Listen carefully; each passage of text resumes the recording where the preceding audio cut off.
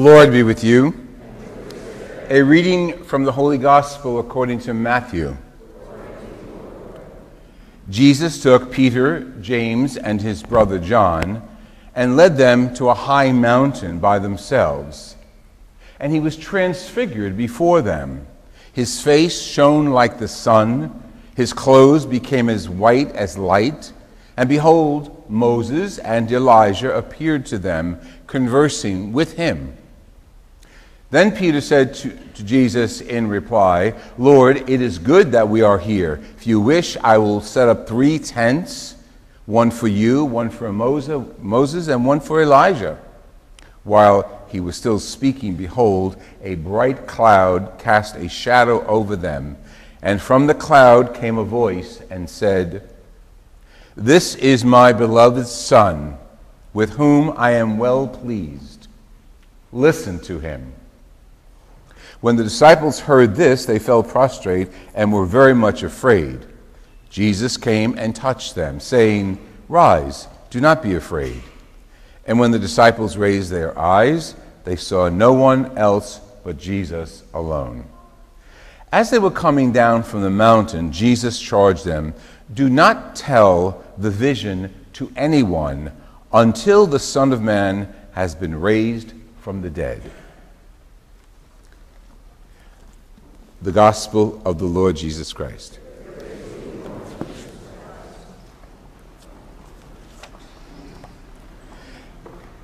Now, periodically when I preach, I bring up stories of my growing up, my family, and I'm from an Italian family, so there's a story a day.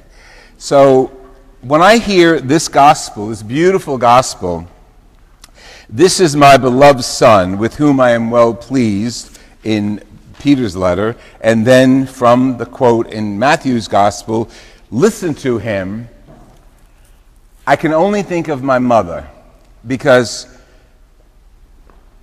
she had 2 sons, both were only children. If you know what a Sicilian mother is like, you know what that means. That the sun was always on us, that we could do no wrong. When we did wrong outside, we came home and we got a little reaction, you might say. But outside, no one could harm us. No one could come between us and our lives. Teachers, principals didn't matter, priests didn't matter. Because I think my mother's philosophy is, these are my beloved sons, with whom I am well pleased, even though she wasn't always pleased. In the case of Jesus, however, you have the voice of God coming out of the clouds. This is my beloved Son. You hear Peter writing about it in his letter. God the Father talking to us, introducing his Son, with whom he is well pleased. And we'll talk about that in a second, why he's well pleased. But the first image I want to focus on, maybe to fix it, maybe to adjust it. If I asked you to imagine God the Father, just by show of hands, how many of you would say, long white beard, old man? Nobody? Oh, just a few here? You wouldn't say that? Okay, let me try this for real. What is God, orange shirt, second row. What's your name? You. Phyllis? Okay. What does God the Father look like?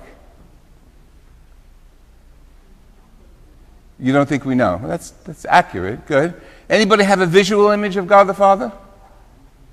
No? Okay. Let me go the next route. How about the Holy Spirit? What's your image of the Holy Spirit? What? Dove. Okay, so God, the Holy Spirit's a bird, but you have no idea what God the Father would look like. Okay, that's all right. Hey, listen, religious education is ongoing. Okay. The image, you were supposed to say he's a man with a long white beard. That's the answer, okay? But it's wrong. It's not the answer. But it really is the answer. In the book of Daniel, he's having a vision.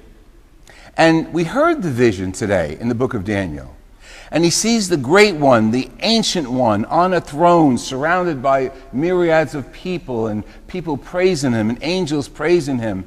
And he has a long white beard, and his hair is as white as wool.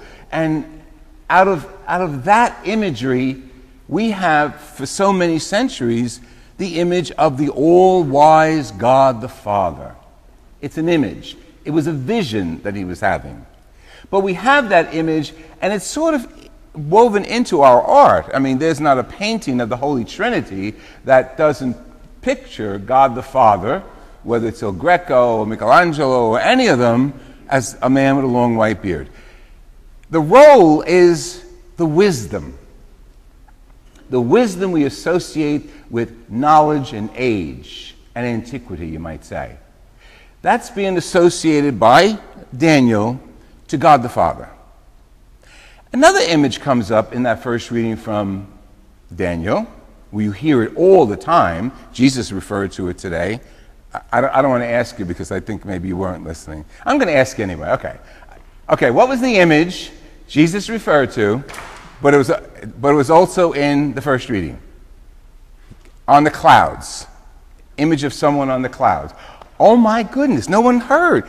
Didn't you read this? He read it. I heard him read it. We all sleeping? Okay, you're not going to sleep through the homily, I know that.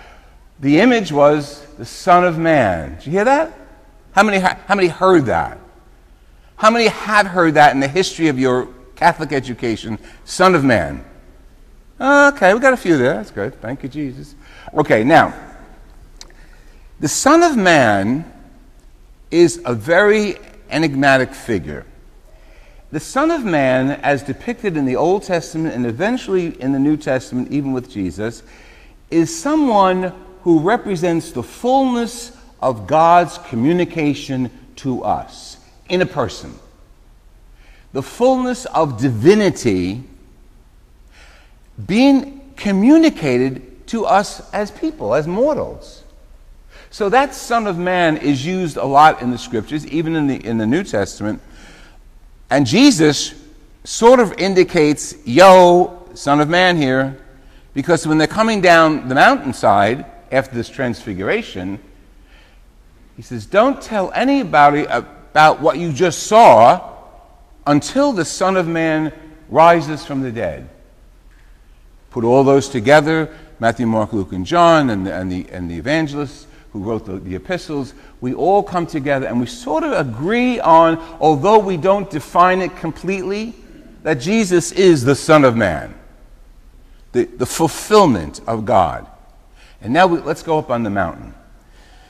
He brings 3 of his disciples to the mountain. In ancient civilizations, and even now, mountains are holy places. Mountains are places where theophanies, experiences of God, come together. Moses went on the mountain. Elijah goes on the mountain. Any famous prophet goes on the mountain to have this experience of God. Sometimes it's a metaphor going up. Sometimes it's a physical mountain. So what happens? Jesus, a man of his times, he knows where and how he has to educate his people, his disciples. He brings Peter, James, and John to a mountain. We believe it's Mount Tabor.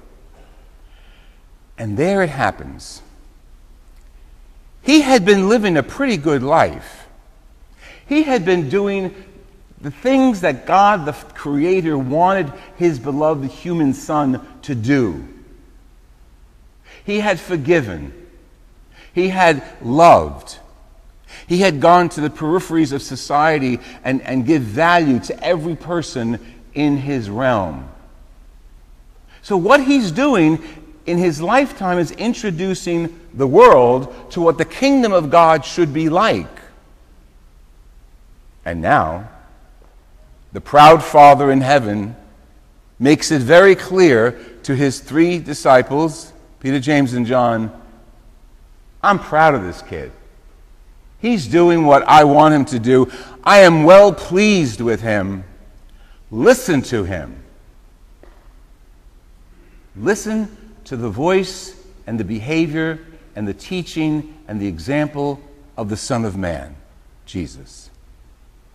They come down from the mountain and they have to put all that together in their lives. And that's where we are. We come here praying to, speaking to, worshiping, the Son of Man, Jesus Christ. And you know as well as I do, and you've heard it from every preacher that you've ever heard, it can't stay here. As beautiful as this church is, it can't stay here. How we treat one another has to go out in the world. Here, you turn to each other during the sign of peace, hi, hi, peace, peace, and all those wonderful things. You get online, you come up, everybody's nice, everybody's polite, everybody looks good. That's not the world. That's our home here. In the world, we have to act the way we act here, the way we love here, the way we learn here, the way we understand the Word of God here, the way we receive the Word of God and receive His holy body and blood. We have to bring that out there. So Jesus is with us all the time, and God the Father can say about all of us, these are my kids, I am well pleased with all of them, and they should listen to my Son and listen to one another.